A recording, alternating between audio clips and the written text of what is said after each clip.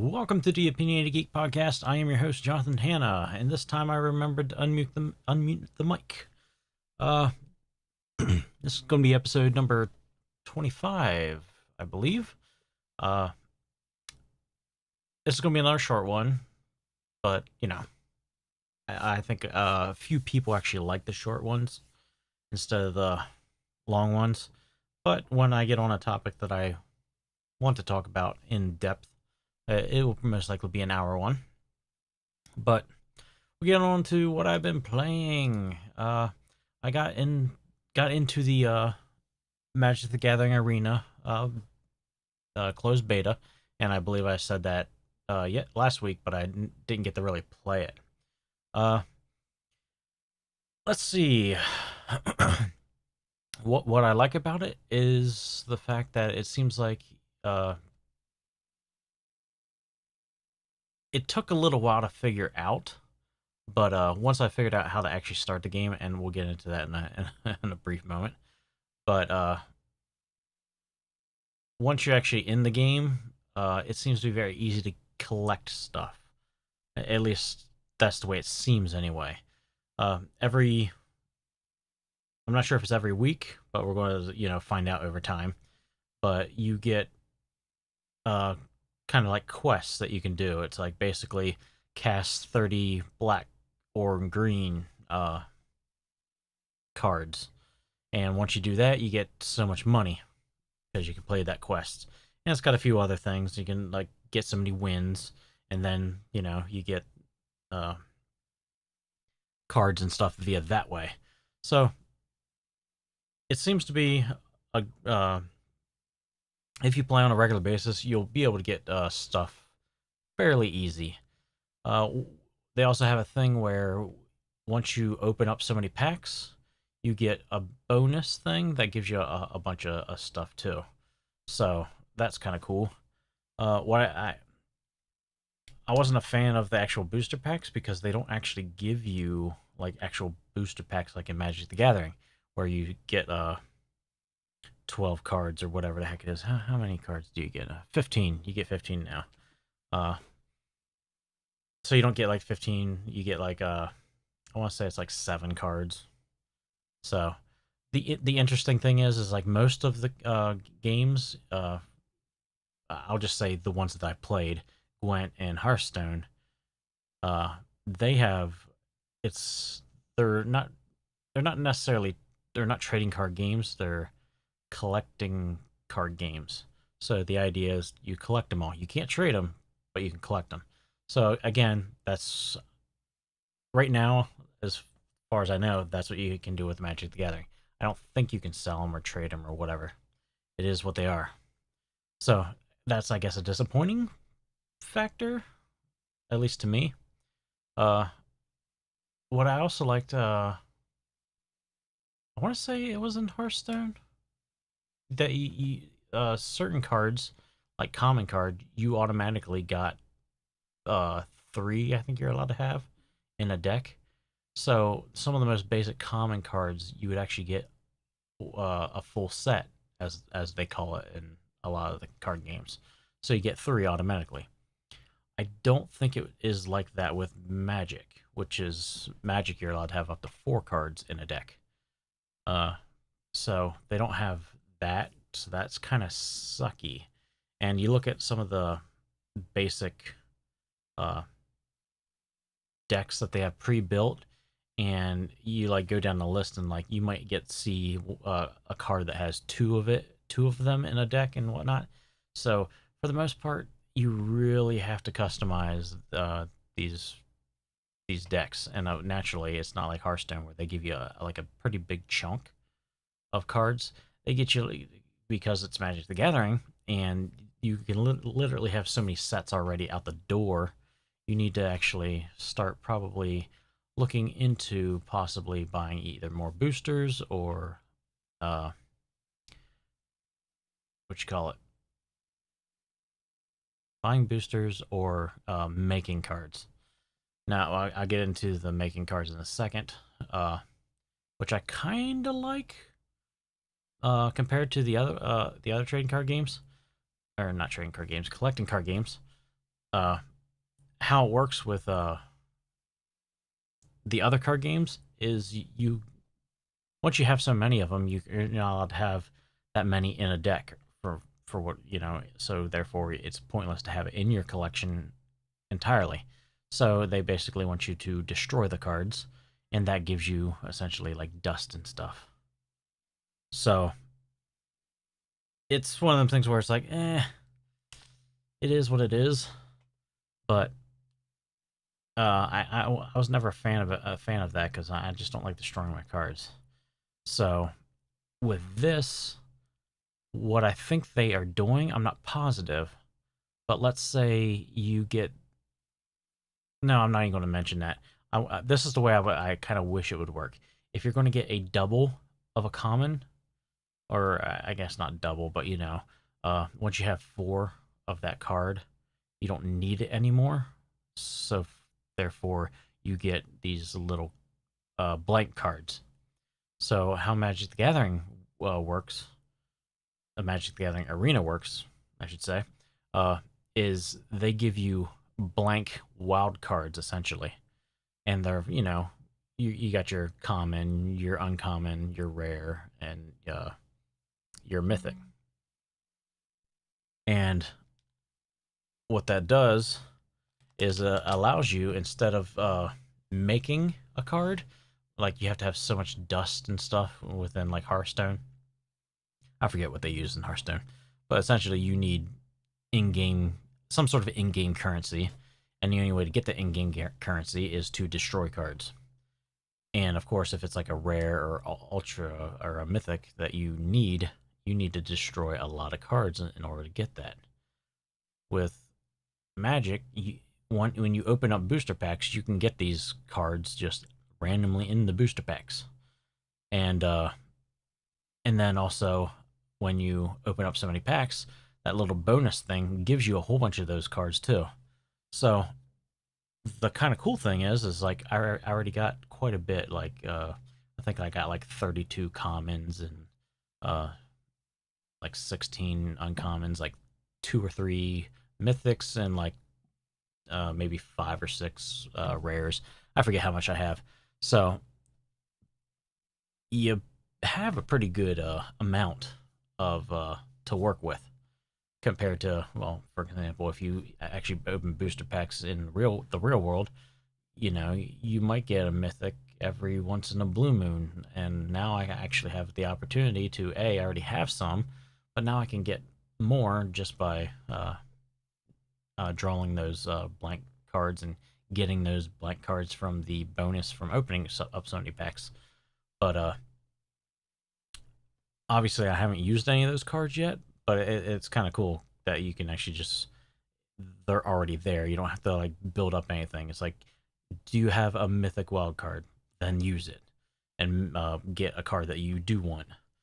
And it's not one of the things where it's like you feel like you actually have to work up to it. It's either you have the card or you don't have the card, and then you can transfer it over to a mythic or a rare or an uncommon or a common.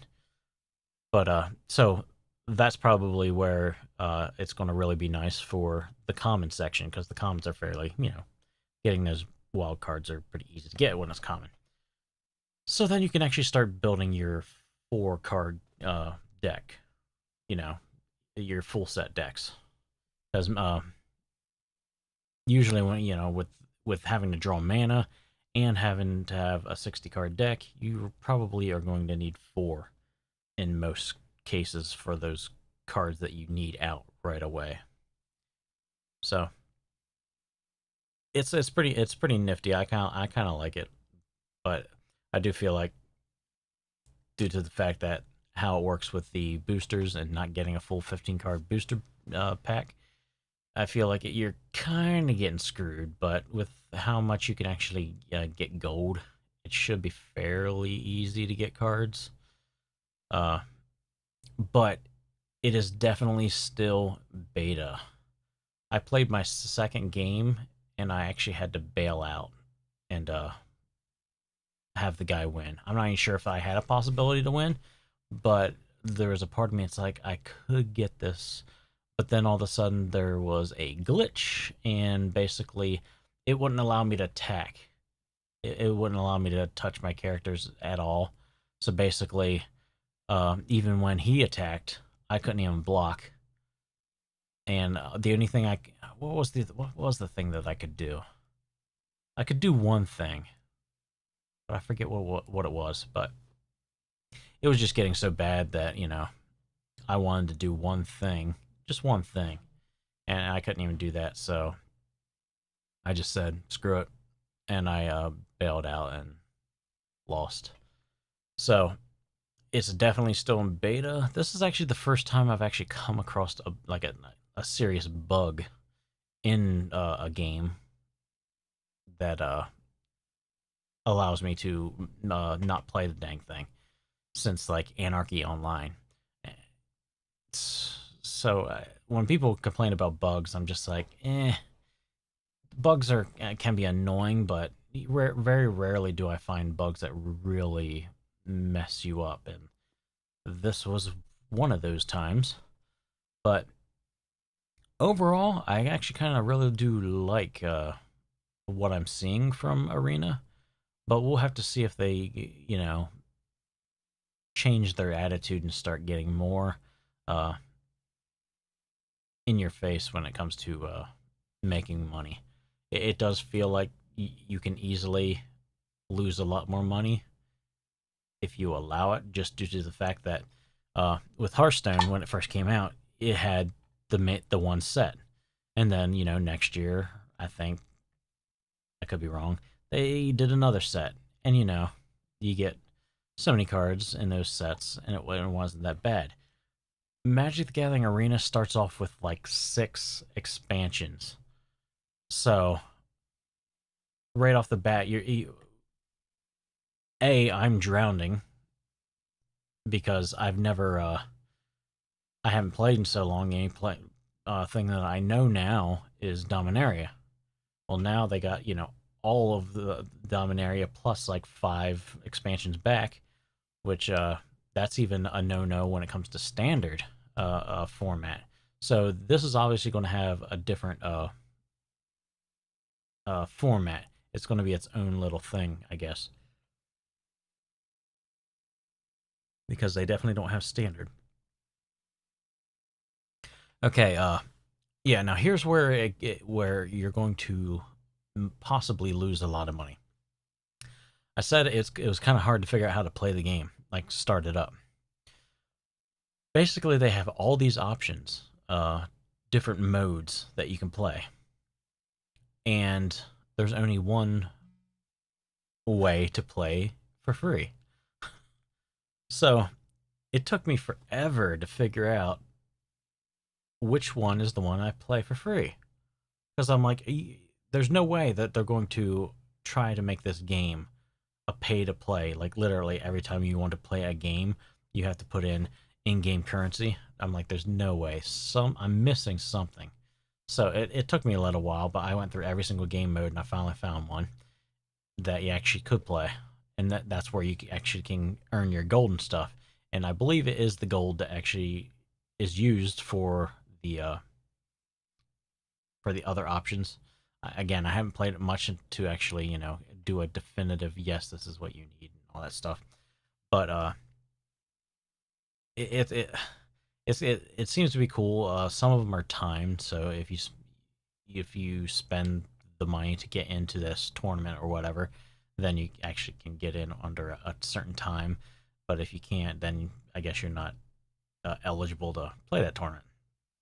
They also have draft, but draft again, you put some sort of money in.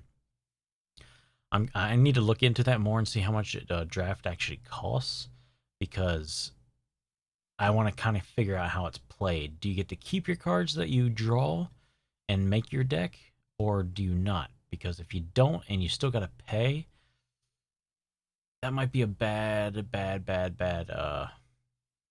way to play the game. But if you do get to keep them, then it might be the best way to get cards. But I could be wrong. But anyway, that's where I feel like that can be the money suck, because for the most part, the only way to play for free is the whole just basic playing the game, and you go up against a random person. Everything else you need, every other type of format you need to be putting money, in-game currency, I should say, because it's not like you don't need to put actual physical money in. You can actually earn that stuff to actually get in the game for free, I believe. Don't quote me on that. Still learning the game. We'll go over this one real quick again. I've been again playing Final Fantasy 15, and you don't notice it when you are playing it by yourself, but you really take notice to it when you're streaming. This game needs an update to have some sort of mini game or something when the car's driving, because obviously that you could choose to drive yourself, and but just the way the driving is in the game, it's fairly on rails. I mean, you can do like you can turn, but it's obviously you could tell it's on a rail. In order to do a U-turn, you have to press a button to do a U-turn. You can't just turn and back up and then, do like a 3-point turn or whatever. It literally is on rails. Now, obviously, since I've beaten it on PS4, you do, at the end of the game, get an upgrade for the car to fly. So then the car can fly, and yay, now you have more access to it.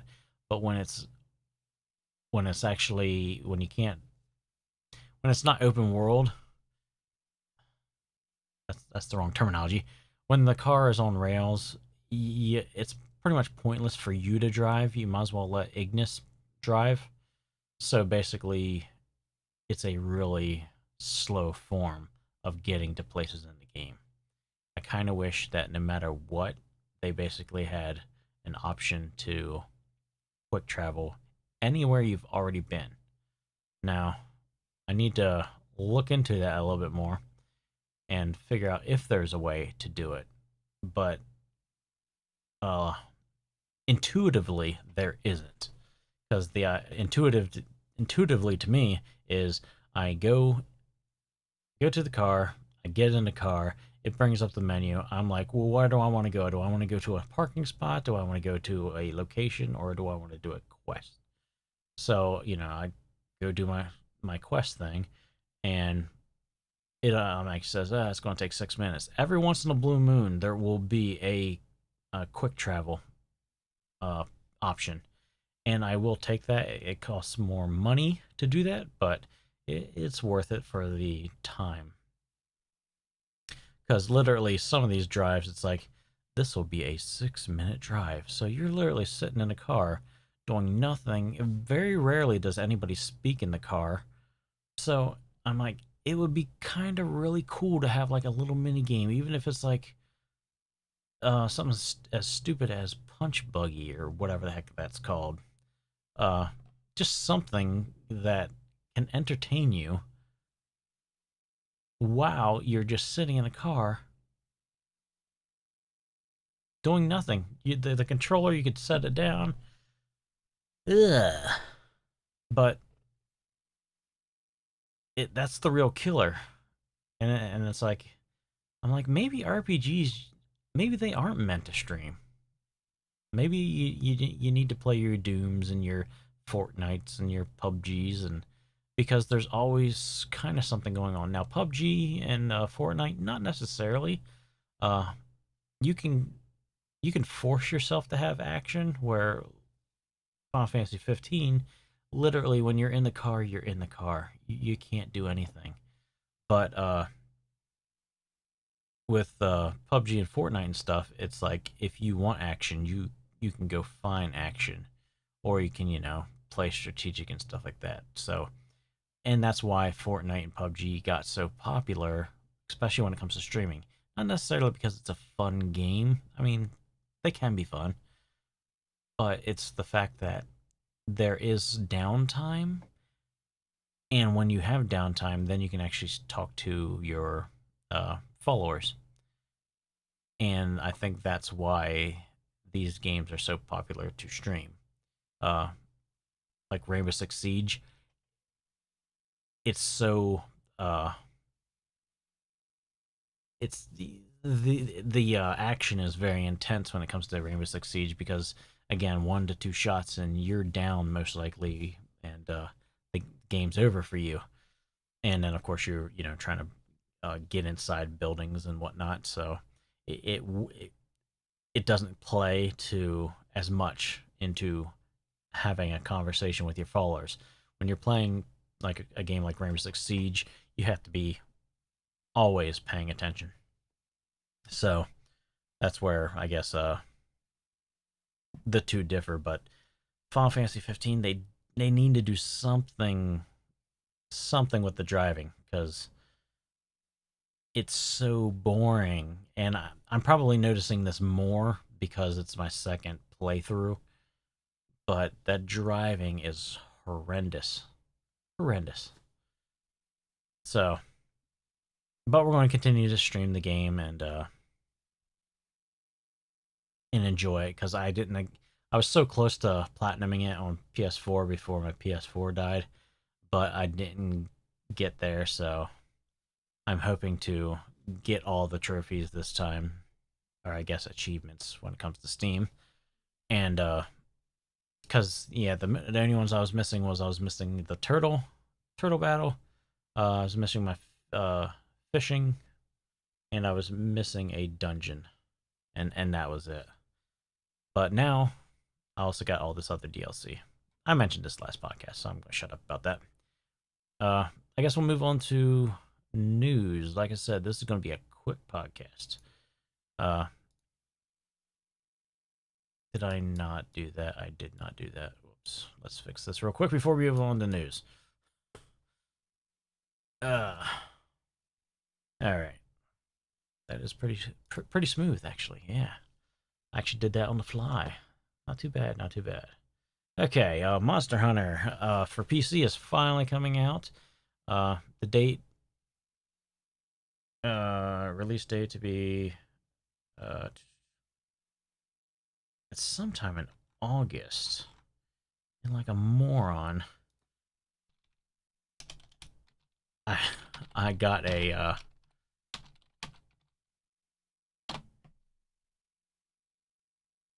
nope, that's not it. There it is. Sorry about that. I basically got up a website that I shared on Facebook, and it was the announcement that they're going to announce it on July 9th. So that wasn't too smart of me. But anyway, yes, the Monster Hunter World is coming to PC on August 9th. Now, the big problem though is that it's not going to be it's kind of a crappy deal. It doesn't matter to me too much because I don't have a amazing PC. I have a hand-me-down that somebody was nice enough to give me, and he has the awesome computer. So I got a 5-year-old computer. I think it's 5 years old. So to me, it works great. I can play all my games. I don't really care about, having like 4K and all that stuff. I just want to play my games and look relatively good. And they do. And the frame rate's there. It's not quite, some games aren't quite 60, but they're not at 30. And that's, better than consoles half the time. But apparently Monster Hunter World is not going to be any different from the PC or Xbox as far as looks and I think even performance. I think it's only going to go up to 60 frames per second. So if you're wanting, your 120 frames per second, it's not going to happen. At least maybe not uh, for the official game. I'm not sure if people will be able to do some hacks to it or not and get the the different frame rates. Also, I do not believe it's going to have mod support, which is kind of sucky. And it's also not even going to have all the content that the new version on the consoles have. So it's going to be lagging behind. Now, since it's really my only option since my PS4 died, I guess it's going to be what I'm going to have to get. But it's kind of disappointing that it is like that. But we'll get it, we'll play it, and we'll enjoy it. Uh, and again, speaking of releases, Shenmue, they announced when that's going to be coming out. So basically, at the beginning of August, you're having Monster Hunter World, and then at the end of August, Shenmue 1 and 2 remasters are coming. August 21st, they are coming out. So I'm excited for that because A, I had a Dreamcast and I always wanted Shenmue and I never got it. But I remember getting the Dreamcast magazine and the when they were talking about the game and stuff, it looks so awesome back then. And never got to play it. And then of course, Shenmue 2 came out in Japan, I believe, on Dreamcast, but it did not come to America on Dreamcast because Dreamcast didn't last that long, I guess, in the United States. I'm not sure if it actually lasted as long or did it last longer in Japan. That's something I never looked into. But it definitely didn't do well here in the US, so it never came out on the Dreamcast in the US, but it did come out on the original Xbox. So, original Xbox people got to play the second one. I was not an Xbox fan, and I didn't own one. I didn't own one until the 360, and I skipped on the Xbox One. Uh, but anyway, that's coming. I'm excited about that because I also backed the Shenmue 3 for and I got the PC version. So I'm excited. Super excited. Also, I'm super happy that the game's only going to cost $30. That's always an important thing. I don't want to spend a crazy amount of money on a game that, frankly, it has a lot of love, but there's a lot of people that don't like it as well, or at least find it too boring. And when I think Game Grumps did a couple of episodes of playing Shenmue 1, and it did look rough. It really looked rough. But hopefully I will play it and like it. But anyway, that's I think all I got for news. And now we'll do kind of a movie review. So, I forget when it was, but it was obviously when was it? It was Wednesday, 4th of July. That's when I went and seen it. I seen Jurassic World: The Lost Kingdom, I believe it's called. Uh, when these trailers first started coming out, I wasn't a fan of what I was seeing. And after watching the movie, I was right. I mean, it's not like a super bad movie, but to me, my biggest complaint is, and I guess I've officially realized this after watching The Lost World and now this one. I don't like it when the dinosaurs are in the human element.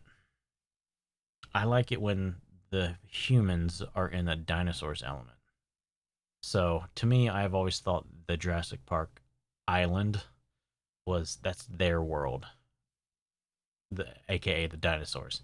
When over there, you're in their territory. There's a lot of jungles and all that stuff. With Jurassic World, or no, I'm sorry, the Lost World, Jurassic Park. Uh, I even like the film up for the most part.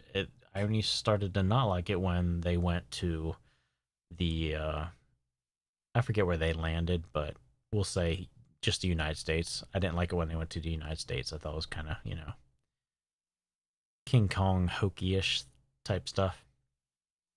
And it's just like that with Jurassic World.